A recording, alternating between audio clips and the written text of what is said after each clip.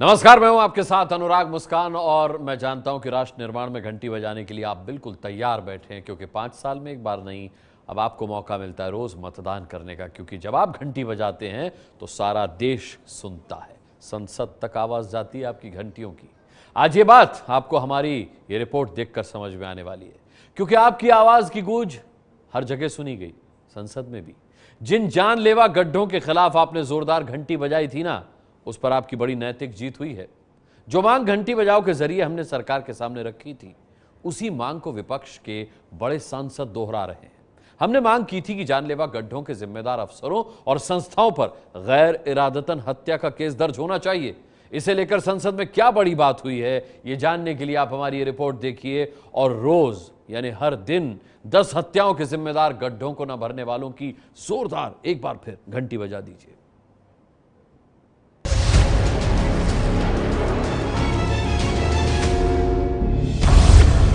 9 अगस्त 2018 लोकसभा का प्रश्नकाल। वक्त 11:14। सवाल नंबर 322। ये वो वक्त है जब घंटी बजाओ के जरिए जनता की आवाज संसद में गूंजी। एआईएडीएम के सांसद टीजी वेंकटेश बाबू ने जनता से जुड़े एक बड़े मुद्दे को पूरी गंभीरता से उठाया।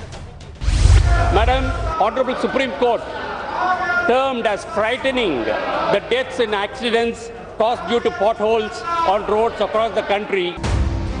सड़कों में गड्ढों की वजह से होने वाले हादसों को लेकर हम लगातार सरकार को चेता रहे हैं, आपसे घंटी बजाने की अपील कर रहे हैं। आपकी इस कोशिश की बड़ी जीत हुई है। पॉटहोल के लिए भी मैकेनाइज सिस्टम से कॉन्ट्रैक्ट बेसिस पर करने की योजना तैयार कर रहे हैं। एक ये सीवियर विषय है, इसमें रोड इंजीनियरिंग में सुधार करना पड़ेगा, इसमें कानून में सुधार करना पड़ेगा। जिस सवाल पर आपने जोरदार घंटी बजाई, उसी पर अब विपक्ष सरकार से सवाल कर रहा है, पूछ रहा है कि कब घटिया सड़क बनाने वाले ठेकेदारों पर कार्रवाई होगी। Last year in all the terrorist attacks, Naxal attacks, security personnel who have died, civilians, was 803. In pothole fatalities, there are 3,597.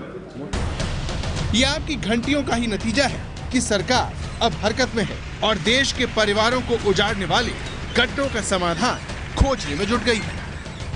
Will the neglect, these officials would be booked for culpable homicide, not amounting to murder under IPC, because the fatalities are 3,597. मेरा अधिकार केवल national highway तक है, state highway, district highway, बाद में city में आपके Hyderabad city के रोड, इसके एक्सीडेंट भी आए, ये म्युनिसिपल कार्य में सबके लिए मैं जिम्मेदार नहीं हूँ। ये चेहरा याद है ना आपको? ये फरीदाबाद के मनोज वाधवा हैं, जिनकी पवित्र लड़ाई के बारे में आपने सबसे पहले घंटी बजाओ में ही जाना। मनोज ने गड्ढे की वजह से हुए हादसे में अपने 3 साल के बेटे पवित्र को खो दिया, जिसके बाद से ये पिछले 4 साल से कातिल गड्ढों के खिलाफ इंसाफ की लड़ाई लड़ रहे हैं।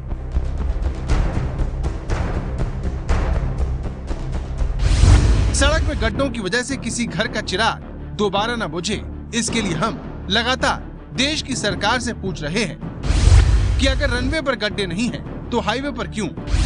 दोषी अफसरों को सजा का प्रावधान क्यों नहीं? गड्ढे से मौत होने पर जिम्मेदार व्यक्ति पर गैर इरादतन हत्या का केस क्यों नहीं? ये सवाल इसीलिए क्योंकि मामूली से लगने वाले ये गड्ढे रोज 10 लोगों की जान ले रहे हैं। विवादित बयानों को लेकर अक्सर सुर्खियों में रहने वाले AIMIM प्रमुख असदुद्दीन ओवैसी को सुनिए, जिन्होंने घंटी बजाओ की मांग को संसद में उठाया। Have you framed any guidelines for standardized road construction maintenance?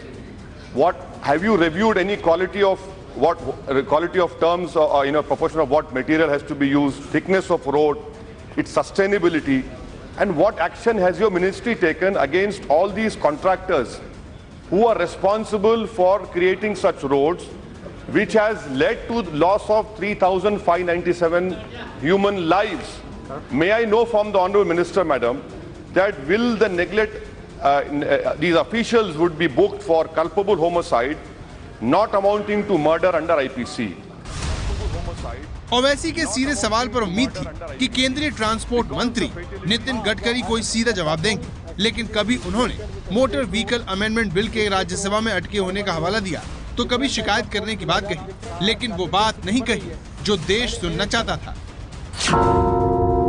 हमारे नए मोटर व्हीकल अमेंडमेंट बिल में हमने काफ़ी बातों की प्रोविजन की है, पर आपको पता होगा मैडम कि आपने पास किया हुआ जो एक्ट है और राज्यसभा में पिछले 1 साल से अटका हुआ है। एक ये सीवियर विषय है, इसमें रोड इंजीनियरिंग में सुधार करना पड़ेगा, इसमें कानून में सुधार करना पड़ेगा, इसमें ब्लैक स्पॉट्स को आइडेंटिफाई करके सुधारना पड़ेगा। आजकल टेक्नोलॉजी बदली है, हॉट बिटुमिन करने के बजाय कोल्ड करने में भी ऐसे ट्रक मोल्डेड मशीन्स आए हैं और 200 किलोमीटर 300 किलोमीटर बेरोजगार इंजीनियर्स जो है वो 5 साल के लिए मेंटेन करने के लिए ले, और उसमें अगर पोर्टहोल अगर निकलेंगे तो उनका पैसा कम होगा। तो नितिन गडकरी अब भी मुख्य मुद्दे पर चुप हैं। सवाल यह है कि अगर देश में खराब सड़क बनाने वालों पर कड़ी कार्रवाई नहीं होगी, अगर उनके खिलाफ गैर इरादतन हत्या का केस दर्ज नहीं होगा, तो फिर देश के हाईवे रनवे की तरह गड्ढा मुक्त कैसे होंगे? सवाल यह है कि सरकार क्या तब जागेगी जब जनता सड़क पर सुरक्षित चलने के लिए इस तरह सड़कों पर उतरेगी, हंगामा करेगी।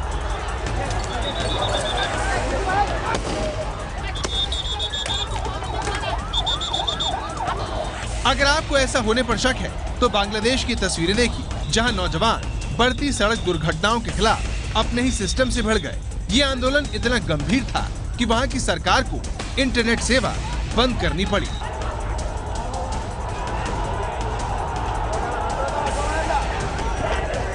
ढाका की सड़कों पर ऐसा हंगामा क्यों हुआ, अब ये जानिए। 29 जुलाई को एक बस से कुचलकर 2 छात्रों की मौत हो गई, जिसके बाद सड़क सुरक्षा और जगह जगह टूटी सड़कें और बदतर ट्रैफिक व्यवस्था के खिलाफ ये छात्र सड़कों पर निकल गए। ढाका में छात्रों ने सरकार से ट्रैफिक नियमों को कड़ा बनाने और सड़क दुर्घटना में दोषी व्यक्तियों को मौत की सजा देने की मांग की। इस आंदोलन को मिले समर्थन से वहां की सरकार भी हिल गई। तो सड़क पर सुरक्षित चलने को लेकर भारत में भी ऐसा आंदोलन हो सकता है। इसकी बड़ी वजह सरकारों की जवाबदेही पर लगा बड़ा सवालिया निशान। हम ऐसा क्यों कह रहे हैं, ये समझने के लिए आपको उत्तर प्रदेश के मुख्यमंत्री योगी आदित्यनाथ के दावे और इसकी हकीकत के अंतर को समझना होगा। आपको याद दिला दें कि योगी आदित्यनाथ ने मुख्यमंत्री बनते ही उत्तर प्रदेश को गड्ढा मुक्त करने का वादा किया था। सबसे पहले सुनिए उनका ये बयान। हम लोगों ने तय किया है कि 15 जून तक गड्ढा मुक्त सड़कें हो जाएं प्रदेश के अंदर।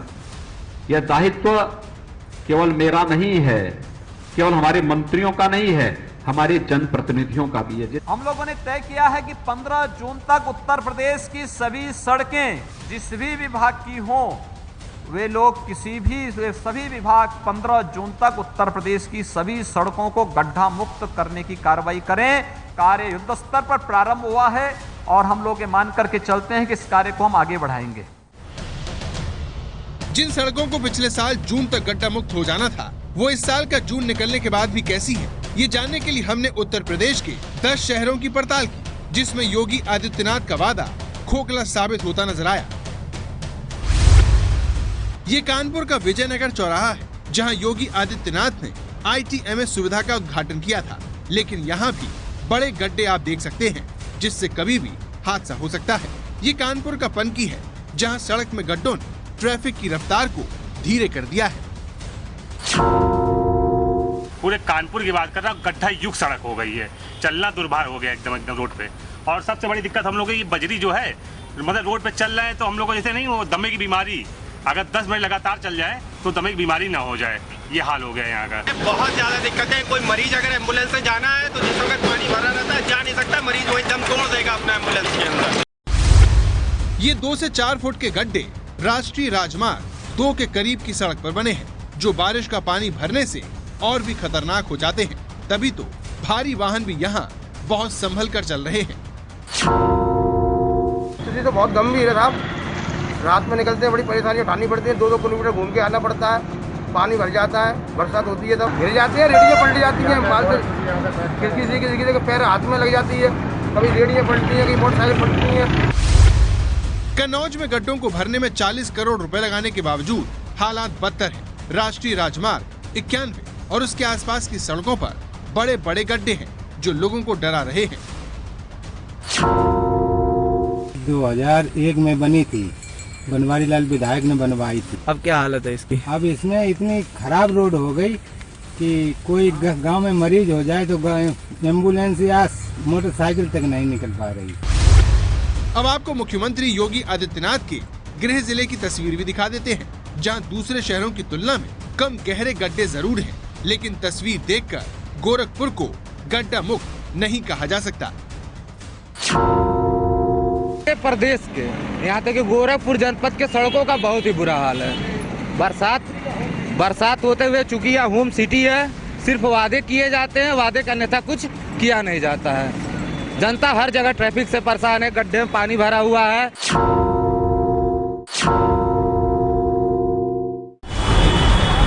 सीतापुर में 5000 बच्चे इसी तरह गड्ढे से होकर रोज अपने स्कूल जाते हैं।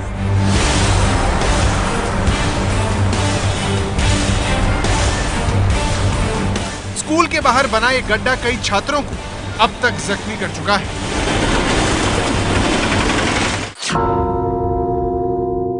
एक बार हम गिर चुके हैं। हाँ, पूरे कपड़े गंदे हो गए थे। चोट लगी? हाँ, चोट नहीं लगी, घुटना छेदा था बस। एसडीएम के पास गए थे, एप्लीकेशन भी दी थी, लेकिन कुछ भी नहीं हुआ अभी तक। नहीं। पूर्वी उत्तर प्रदेश की तरह पश्चिमी उत्तर प्रदेश में सड़क गड्ढा युक्त है। ये दिल्ली सहारनपुर हाईवे की तस्वीर है, जिसमें बड़े बड़े गड्ढों में पानी भरा हुआ है।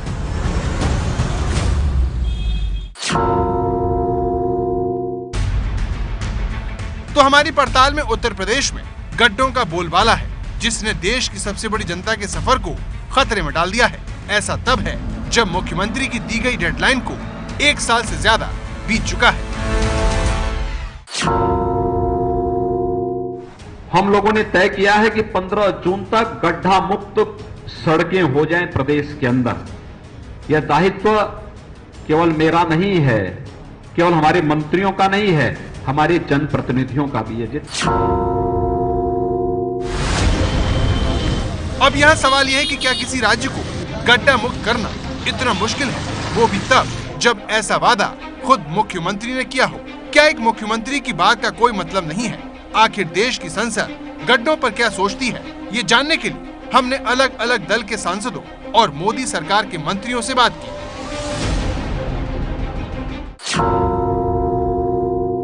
ये ABP TV है जिस पर मुझे बोलने का मौका मिल रहा है। मुझे लगता है आपका जो है इंफॉर्मेशन डिपार्टमेंट जरूर देख रहा होगा। कृपया कर इसको देख के इनको जवाब दीजिएगा कि क्या हुआ आपके उस गड्ढा मुक्त आंदोलन का, और क्या हुआ उस जो आपने खुशियां मनाई थी और जो आपने पारितोषिक बांटे थे और जो आपने अरबों रुपया जो है उन तमाम ठेकेदारों को दिया था जिनका नाम भी कभी नहीं हुआ करता था, लेकिन लिस्ट में नाम आ गया क्योंकि वो पटका डाले हुए थे। मेरा ख्याल से समझ तो गए होंगे ना आप योगी जी। और गड्ढों से जो मौतें होती हैं उसके जिम्मेदार सीधे वहाँ की स्टेट गवर्नमेंट है और वहाँ के जो निर्माण कार्यदायी संस्था हैं और वहाँ के अधिकारी हैं, उन पे इदारतन मुकदमा दर्ज होने चाहिए, उनके खिलाफ केस दर्ज होना चाहिए। आज सरकार को अभी 1 साल सवा साल हुआ है, उन्होंने इस स्थिति में परिवर्तन भी लाए और हमारे मुख्यमंत्री जी ने योजना घोषित की थी कि हम गड्ढा मुक्त सरकारें देंगे, उस दिशा में काम जारी है। ऐसा है, योगी जी जब आए थे तो पहला फैसला उनका हुआ था कि उन्होंने कुछ महीने बताए थे, इतने महीने में हम गड्ढा मुक्त कर देंगे प्रदेश को। ऐसा कुछ नहीं हुआ। जो भी पैसा आया कहाँ गया क्या नहीं, इसका पता नहीं। गड्ढों से निपटने में सरकार की नाकामी इसलिए भी चिंताजनक है क्योंकि गड्ढे देश को बहुत नुकसान पहुंचा रहे हैं। देश में सड़कों पर गड्ढों के कारण 2013 से 16 के बीच 11,386 लोगों ने जान गंवाई। अगर बात साल 2017 की करें तो गड्ढों ने 3,597 लोगों को मार डाला। इस तरह रोज 10 लोग गड्ढों की वजह से दम तोड़ते हैं। देश में सड़क पर गड्ढे के कारण प्रतिदिन 2 करोड़ 86 लाख रुपए का नुकसान होता है। घंटी बजाओ इन आंकड़ों के जरिए देश और नेताओं को जगाने की लगातार कोशिश कर रहा है। खुशी की बात यह है कि इस गंभीर मुद्दे को लेकर अब सत्ता के गलियारों में भी जागरूकता नजर आने लगी है। तो सख्त से सख्त इस पर कानून बनना चाहिए कि जो सड़क बना रहे हैं, जो इनको भी ये टेंडर मिला है, जिनको भी ये ठेका मिला है, उनकी सबसे पहले जवाबदेही हो, गैर इरादतन हत्या के दायरे में इसको लाया जाना चाहिए। क्योंकि अगर सड़क पर गड्ढे हैं, जिसने सड़क बनाई है, जिम्मेदारी उसकी है। गड्ढे के बाद अगर कोई बाइक वाला या किसी की अगर उसमें जान जाती है तो उसकी डायरेक्ट जिम्मेदारी बनती है। गड्ढों के कारण अलग अलग तरह की हम देखते हैं कि कई बार दुर्घटनाएं होती हैं, दुर्घटनाओं के कारण कई बार मौत भी हो जाती है। एक बार सबको बैठकर विचार जरूर करना चाहिए कि इसका समाधान असल में क्या है। रोड के तरफ ज़्यादा ध्यान देना चाहिए और रास्ते ठीक होना चाहिए, उससे गड्ढे के कारण किसी की मौत ना हो, इसके लिए कोशिश होनी चाहिए। अगर कानून में परिवर्तन नहीं होता है तो आगे पीछे जो आईपीसी के कानून हैं उनकी परिभाषा एक्सटेंड हो जाएगी और आप देखोगे कि कोर्ट के माध्यम से इसको एक सीरियस ऑफेंस बना दिया जाएगा। हालांकि सरकार की चुनौती और सीमाओं को भी समझना जरूरी है। 2018 की स्टैंडिंग कमेटी की रिपोर्ट कहती है, भारत में हाईवे के रखरखाव पर बहुत कम पैसा खर्च होता है। भारत में इस पर राष्ट्रीय राजमार्ग के कुल बजट का 4% खर्च होता है, तो वहीं अमेरिका में राष्ट्रीय राजमार्ग के कुल बजट का 48% सड़क की मरम्मत पर खर्च होता है। माना जाता है कि एक सड़क को कम से कम 10 साल तक टूटना नहीं चाहिए, लेकिन भारत में 2 से 3 साल में ही सड़क की हालत खराब हो जाती है। कैग रिपोर्ट 2017 के अनुसार ऐसा इसीलिए होता है क्योंकि national highway authority of India भूतल परिवहन मंत्रालय के दिशा निर्देशों पर नहीं चलती। यानी जरूरत सड़कों के रखरखाव के बजट को बढ़ाने और जरूरी नियमों का पालन करने की है, तभी देश में सड़क सुरक्षा को मजबूत किया जा सकेगा। इसीलिए आज घंटी बजाओ की राय है कि अगर रखरखाव की कमी और घटिया निर्माण की वजह से कोई हादसा हो तो सड़क बनाने वाले संबंधित व्यक्ति और संस्था पर गैर इरादतन हत्या का केस दर्ज हो। सरकार इसे लेकर जल्द से जल्द कानून बनाए ताकि इन जानलेवा गड्ढों को लेकर जवाबदेही तय की जा सके। अगर आप इस राय से सहमत हैं तो 8422840000 पर मिस्ड कॉल देकर घंटी जरूर बजाइए।